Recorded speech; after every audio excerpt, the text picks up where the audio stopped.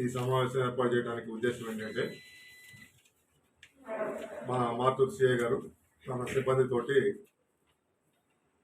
వారికి రాబడినటువంటి eagle team ఇంకా వేరే సమాచారం ద్వారా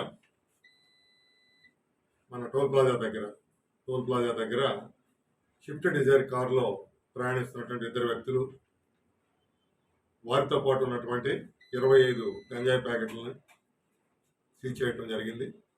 దీనికి సంబంధించి అబ్దుల్ అజీజ్ అని బెంగళూరులో నివాసం ఇతను షేక్ ఫర్జానా బేగం అనే నెల్లూరులో ఉండేటువంటి ఈవిడతోటి సహజీవనం చేస్తూ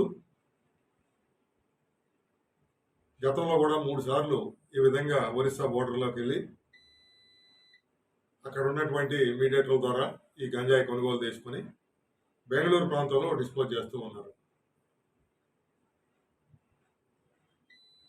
దీనికి సంబంధించి మనకి రాబడిన సమాచారం మేరకు మనం మా సిఐ గారి సిబ్బంది నిన్న సాయంత్రం రాత్రి 10 గంటలకి అరెస్ట్ చేసి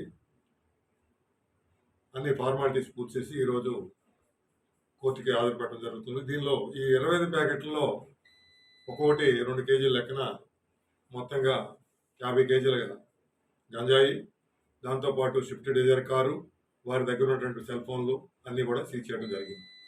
తర్వాత ఇవి ఎక్కడి నుంచి కొన్నారు, వీళ్ళు ఎక్కడ డిస్పోజ్ చేస్తున్నారు, కన్జ్యూమర్స్ ఎవరు, పర్చేజర్స్ అక్కడ అమ్మిన వాళ్ళు ఎవరు, ఇవన్నీ కూడా సైంటిఫిక్ ఇన్వెస్టిగేషన్ ద్వారా తర్వాత వాళ్ళని కూడా ఈ కేసులో ఇన్వాల్వ్ చేసి చట్ట ప్రకారం చర్య తీసుకోవడం జరుగుతుంది.